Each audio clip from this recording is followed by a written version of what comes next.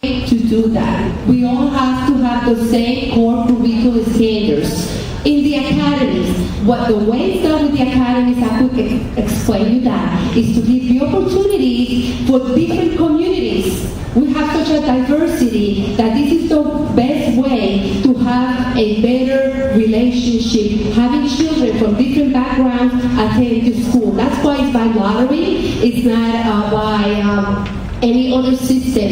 It was never thought to be to get a group of people here and here. Give everybody the same opportunity. There is challenge, a lot of challenge in some of these schools, but everybody is getting the same education. We do have high qualified teachers in the entire district.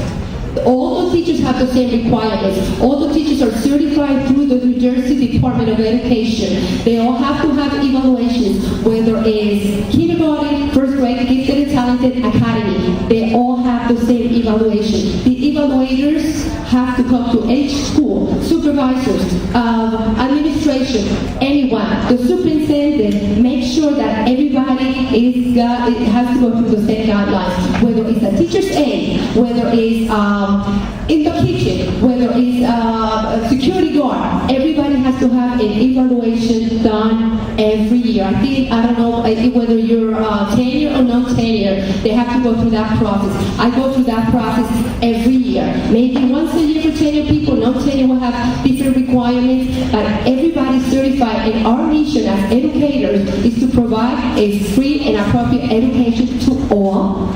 We may have a little bit of a more challenge because there's some children that can handle more than others. Gifted and talented, that's why they have to take a test. Because all children could be educated. They all have different learning styles. Even at the high school level, that's why we did it, because not every child is required to go to college. Some of them would like to go to the military. Some of them would like to be vocational. That's why we have to give everybody the same opportunities. I just want to, talent is different thing. Okay, time. No, I understand. You know what? Let me try to answer the question that you had, okay, as well.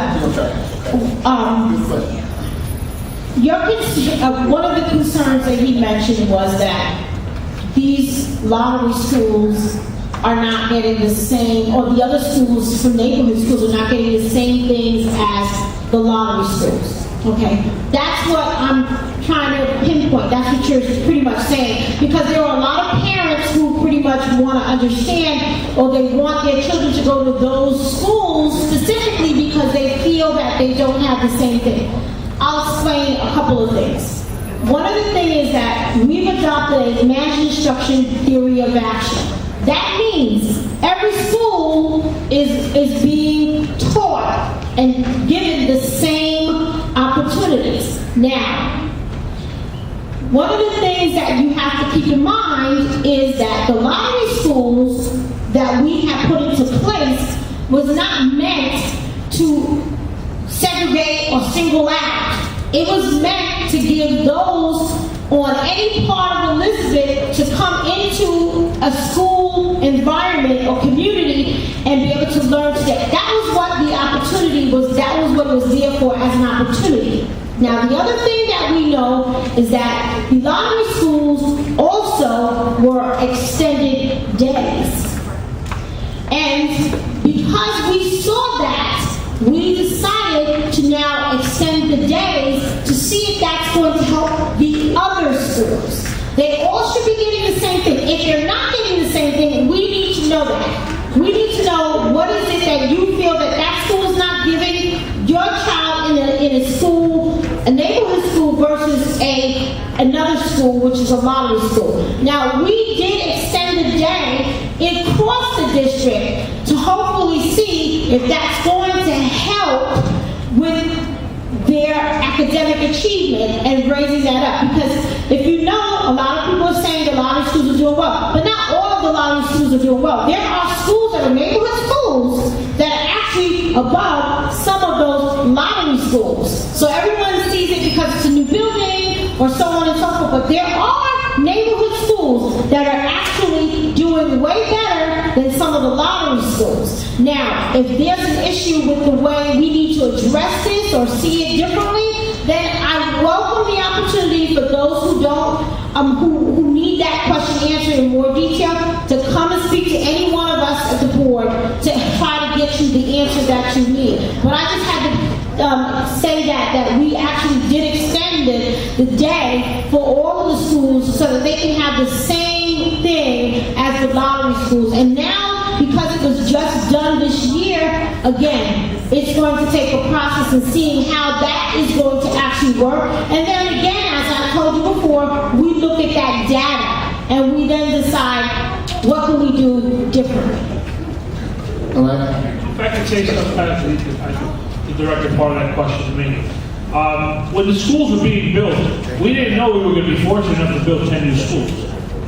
Okay, because if you go out to the whole state of New Jersey, throughout the country, I think it's going to be hard to find a school district who's been that fortunate to have that many new buildings built in their city. That is tough. So I was a part of that board when they were building those schools that eventually became lottery schools. I can just imagine that they had a new school and everybody wanted it. So to make it fair to everyone, they decided that the lottery would be the best way to allow children throughout the whole city to participate in the new building. Okay, and as they kept coming online, they did it. I was fortunate enough to buy a house here, knowing they were going to build a school here. See, I chose to live here. Okay, I said, I had lived here before, and I had moved away from here. And when I had the opportunity of buying a home, I bought it on Fulton Street because there was talk of building a school here, and my wife and I were deciding to have children. So I thought it would be great to have a new school. My concern was yours. And when they build this new school, it'd be a lottery school. I wouldn't get a part of this one either. Okay, so I was very fortunate to have my children come to a new building. But I can tell you that the curriculum here is the same as the curriculum is at School 3, because that we were a part of. Okay, that was something that the superintendent brought to us, and we decided collectively that it would be great because one single thing that's bigger than anything in this district is mobility. The rate of mobility here is incredible. People move from one neighborhood to the other. So a child who leaves second grade here because the parents decide that they want to move to the other side of town will not fall behind because they were, within a day or two or three, were learning the same thing in second grade in that classroom. And they learn it over there. So we are aware that they all need to have an equal education. And that allows us to really educate every child more personally. One-on-one, we can track these kids. For years, this district they never collected data, so they had no clue where they were failing the kids. Now we know. So now, we're getting there. My question, Commissioner and community, is where do we go from here? What do we do next? Where do we sit down? I know there's going to be some discussions later. Some people want to talk to you. Some people want to talk to you. Where do we go from here? When do we come back again and really publicize it even more so that others can come? We can get others involved. Have some solution, like when we come back let's say we come back to another town hall meeting. Okay, we sat down and discussed with the board members and we decided to come up with this because the social worker, we sat here and we said a lot of issues, what was going on with the child, but I didn't hear you have a solution of what you have for the child. Because if you're not a difficult child that has difficult with a drug-addict mother, one single family, a household, what solution did you have for that child? So that child don't have to drop out of school. Maybe if we push that child for that child to see something that's better, that child will stay in school and prosper, as opposed to that child that's dealing with difficulty, going to school, and next thing you know, they're dropping out at the age of 16. We are working towards that. That's the idea. I'm just giving you what's out there, but it's not that I don't have a crystal ball and say this is going to be the solution, but we're working towards that. Retention. Teaching our children to love to stay in school, maintain families together. We have guidance counselors, we have social workers, the whole school reform. We have child study team social workers that work towards that goal, okay? We are working together as a community. So that's what my solution is. When we have town hall meetings, we don't so much have a discussion of, I don't like the school, this and that, start everybody's been on a defense mode, but we come to this. No, the idea of school is to work together with the parents and find solutions, because The question was, what are we going to do as far as going forward as having this town hall meeting? What is it that the board and the parents want to see? Well, here's part of it. Here's part of it. Go ahead. Well, I'm going to address that. This is the thing. We did town hall meetings before, and you know there were things that happened, and they kind of weren't being done anymore. So this is one of the things that we're doing to try to address the issues and to talk about it. I mean, we definitely need to have dialogue with the community. We definitely need to give them an opportunity to ask the questions, and we need to hear the questions. We may not come to a conclusion that would be suitable for everyone, but, you know, I think that we can at least try to listen and hear what's the more important one that majority of the parents are making that we can work on first. You know, people tend to think that you can, you know, solve all those situations as many as there are all at one time, but that's not necessarily the case. You know, we have policies that we have to abide by. There are state rules that we have to abide by. And I think one of the things that you even mentioned is reaching out to more parents. We've done that. We need parents to come out and say, how can I help? Or what else can you do to help reach the other parents? A stack of papers in the beginning of the school year for us to fill out every single year. Should make a commitment with the parents. I don't care if you got to see the parents 4 times in a year, each working quarter. It should be mandated. Y'all need to come up with some type of thing so to have them a part of this. We do. See, this is what I'm trying to say to you. We have done that. We've done a lot of different things. So now we went back to this, the town hall, because we have tried a number of different ways to, and it may be a commitment, you know, for the parent, but at the same time, I can't force you. Do you know what I mean, right? So being fair and to say that, I will then say, you know, there are parents who you can't force, you can't get them to come out. We continue to try to have dialogue, and we noticed that it wasn't working. We noticed that we were reaching the community. But We knew. as far as the teacher and the parents, so we would have a community is when you give us, like, just for instance, if my child was doing something in physical, y'all expect a parent-teacher conference. Y'all expect that. If not, the child can't come back to school because we need to see a parent.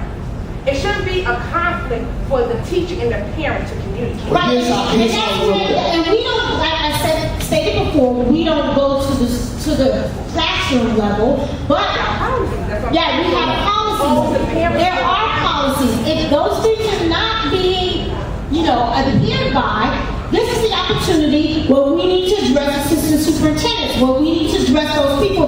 Why aren't these parents doing it? Why isn't that leadership in the school, which consists of the principal, the guidance counselor, the vice principal, and so on and so forth. So I'm just for time's sake, I'm just going to say we can talk about this out here. We can continue to talk about it.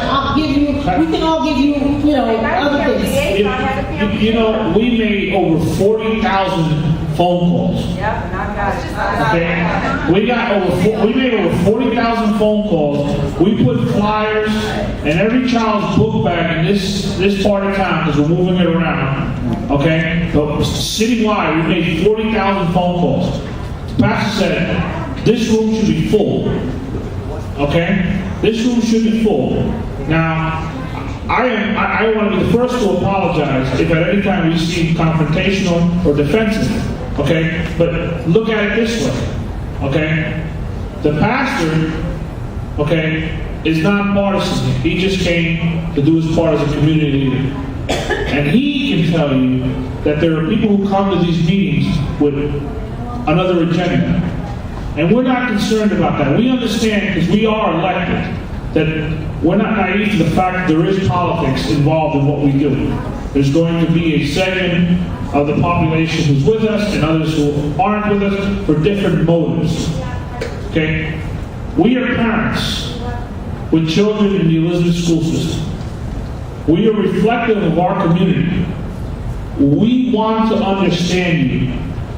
And we want to clear all that other stuff in between that happens, because it's got to happen, it's going to happen. We understand that. And get to those real concerns about your child, and your child. We want to know how to do it. We don't have all the answers. That's why we're here, listening to your questions and hoping you can give us what you want to see done, so that we can go back and collectively come up with solutions. We're not going to solve it all in one day. Here's my That's suggestion. just the reality. Here's my suggestion in closing. Here's my suggestion in closing. It's going to take this group to get it started. It's going to take someone to stand up and say, you know, I want to be a part of the solution, not more of the problem. And so here's a perfect opportunity, because tonight we didn't have any interruptions. There was no agendas. You know, we learned a whole lot today, but we moved smoothly. Wasn't no outbursts. I think this was a great first meeting that we had with the community. We didn't get a chance to answer everyone's questions, but we're going to come back. I'm going to hold, as a community leader, I'm going to hold the school board responsible coming back, and I'm sure they'll be more than happy to come back. The other thing is, what you all need to do is to go to your schools like they suggested. Talk with the guidance counselor, talk with the principal, and go to them and say, hey, I want to be a part of this. Now, if you don't get the right response that you need, then you go back and say, hey, Ms. Munn, I did what you told me to do. Hey, I did what you told me to do. I went there, they blew me off, well, get a name and things of that nature. That's when the policy people come into play and say to the principal and others, the policy states that this is what you're supposed to be doing. Why aren't you doing it? Okay? Now we're getting somewhere. If that makes sense, now we're getting somewhere. The bottom line, I'm sorry, Reverend, but the bottom line to all of this is that, I don't mean to interrupt you, but you, the parents, hold the administrators, the staff, the board responsible. Yeah, y'all got the keys. It's up to you to actually hold them accountable to your child. And we won't know unless you go and make us aware of it in these meetings or whichever way. There's all the other areas that you can actually reach us. All the schools, every month, every week, and have a meeting. It has to do with the frustrations of the parents. I think that seems to be the what's going on. Is there's a sense of frustration because his daughter's in pre-K, he's frustrated. That's sad because you know what that means. Like, that's a step already. You need to deal with the frustration of the parents. Sure, then we're going to close. We'll be here all night. My son is currently school 29, and he's been there since pre-K. I have 3 of them. I have 2 for Oakville, and I put him in a lottery system, and I said, let's see what happens. He got to school 29, I left him in public school. I have been in, he's currently in 3rd grade. In 2nd grade, 1st grade, I see that he's excelling. So I say, I need a challenge. So I go in, and I see, how are you doing? I see all his test scores, his state tests that he took were like perfect scores. So I go in, I meet the principal, I meet with the teacher. So we take him out, pull him out of class, and I'll pull him up to the next room. So I'm constantly in there. I say, okay, you can do better. Where else can we do better? So they take him for a reading. They'll pull him up to the next grade. Now, well, he can do better than the other kids, so why am I going to pull him out of there? And I tell the teacher, why do you let him sit there when he knows it? He said, Mom, they're multiplying. Oh, I know that. I aced my test. Some kids got lower grades. So he needs more of a challenge. So I'll ask them, can you please pull him to the next grade? And they'll pull him out and take him. But I'm constantly in there. I'm constantly talking to the teacher. And you got to be in there. You got to get it up. I'm going to give you the last, and then we'll give you the last. Okay. That's what you're saying. No, I am. My thing is, okay, I have a niece who was attending band. She was excelling very well in band, so it wasn't a challenge for her. We had to go through so much. I mean, making phone calls, going to the board, so hard.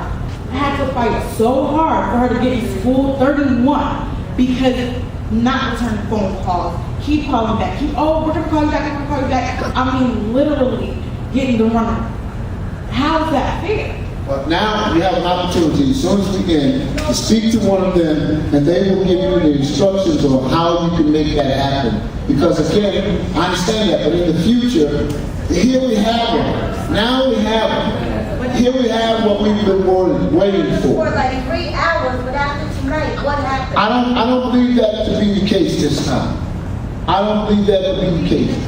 These individuals that are here, I believe, are very honest individuals, and they wouldn't come here. They wouldn't invite me to this if it wasn't going to do anything. And again, if you're having this problem in the future, okay, you let Pastor know, James Curry can get in touch with me anytime of the day, anytime of the night, but we have to do it right. You got to go through the process. You got to go through the procedure. And then when you need the policy people to come in, well, here they are. And so let's do this in closing. Kim, are we able to get a set of date, again, to come back here? I know you're moving throughout the city. Today seems like a good day. This is Tuesday. Maybe we can hold this next month on this Tuesday or close to that. I know everybody's schedule, but, you know, I just want to give something. I don't want to leave without nothing. We will be discussing, we have a board meeting on Thursday, and those are the issues that we will be discussing at the board meeting, and we will reach out to you and the rest of the community as far as when our next town hall meeting will be. I don't want to give you commit to a date today when I haven't had a chance to discuss that with my colleagues and with the other board members, because it's not just us. And we would like to see them too. Well, the reason that we're four is more than four becomes a quorum, and then that becomes a board meeting. So that's why there's only 4 of us, and therefore we will take turns as who attends The what last one meeting. was attended by 4 others. 4 others. Well, I don't know, maybe you all suggest, because I think what's happened tonight is comfortability, I think, has set in tonight. And yeah, you all are really, I mean, really, you ought to give them a hand, because they really, in spite of it all, I mean, they do deserve a hand. Should they? No, that's true, but what I'm saying to you, they just have to do that to make their quorum. But we have to break some boundaries first, but I feel like, yeah, you're right, it's more personable now where, you know, I feel right. like it's just... So can we do this? And maybe that was something that me and other religious leaders, James and others, can kind of request. I don't know if it's possible or not, that we would request you all to come back down if that's possible. I don't know. We will. We're looking, as I said, just like the lottery schools, we're looking to move these throughout the city to give access to everyone. We haven't set the date of the next meeting, but we will be setting it shortly, and we will let everyone know. That's great. So they'll be there now. You're welcome to attend. You're welcome to attend. Where's the next meeting? Right. I was at 2. This is the second one I was at. Now, where would the next one be located? We haven't decided, we will have to discuss that because we have to actually make sure that we discuss it with our other board members. Sir, I heard your concerns, and I think you're right. If that's the school you like, your child should be getting the same education that the other children are getting throughout the school and throughout this system. And I think Somebody really needs to get in contact with them, because it's sad for pre-K, a parent of a pre-K, to be that frustrated. I think, you know, hopefully some connection maybe. that's why I don't want them to leave. I want to make sure one of them gets his number, we can have more dialogue, and we can move it further. Yeah, we're not going, we're waiting to see if anyone else wants to come and approach us on any other issues. All right. Again, I know many of you know Mr. Jerome Dunn. He's in charge of community, family and community, right? Jerome Dunn. You call him. He's a great man to talk to. You probably get my wife on the phone, and I'm sure they'll be more than happy to help you. If they don't, you tell them, say, the pastor told me you're going to help me. So I'm sure Mr. Dunn and them will get right on that. Whatever happened back then, that was then, this is now. And so we want to move forward. I want you to invite someone to the next meeting. Bring a parent. You know, say to them, hey, you know, where were you? You know, you need to be here. And that's so important. Get involved in your school. Go up there, ask questions. What's going on? Like this parent. Hey, what is he doing in math? What is he doing in English? Where is he? What is he? Are y'all just putting him through? No. Does he learn? Does he know? One-on-one or whatever? We need to be more involved. And then those of you who are members of faith-based organizations, You need to go to your spiritual leader and say, hey, leader, we need you to get involved. We need you to get on our young sons, our young daughters, to ask them to bring their report cards in. Maybe put something together where you can look at their report cards. That's something that we're trying to implement at our church. We're going to start doing that. Get the report cards, see what they're doing, see what they're failing, see what their strength is. We need to open our doors so that we can also be a part of it. It's the only way it's going to work. It's the only way it's going to work. So I want to thank you all. I hope that I moderated this meeting fair to everyone. I pray and hope that it was done so that you don't leave not thinking that your voice is not heard, that you're moving forward. And we're so thankful for the president of the school board, Ms. Munn, vice president, right? Vice president, I was wondering now, vice president and other board members are here. And so we're moving forward. Principals here, we have others, superintendent, have others who are here. And down the road, sure, we should be requesting for Pablo to come, the superintendent, and I don't think he would have a problem. I don't know, I would, I want to thank you because you were very good tonight. Let's give her. She was good tonight. Mr. John, she was good tonight. So I want everyone to stand. We're going to dismiss. Is that all right, Ms. Martin? I just want to let everyone know that again, we actually intended for this meeting to be a moment where we meet you where you are. That's important to us, and we don't think that it's always fair that you always have to come to where we are so we can have a conversation and go to the Mitchell building and whatever have you. So I think the main thing is that we start somewhere, and I think that it's important that we all try our best to kind of like work together in resolving some of the issues, and let bygones be bygones, and just move forward, because we can't continue if we don't move forward and at least communicate these issues with each other.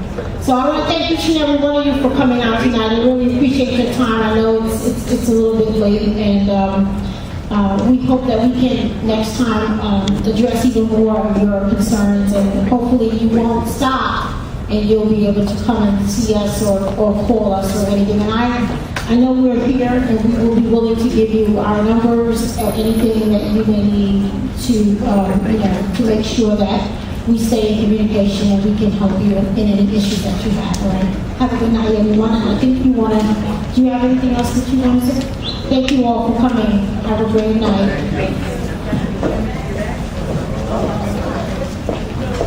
Okay. Una llamada. Sí, aparte para entender bien un poco más, yo estuve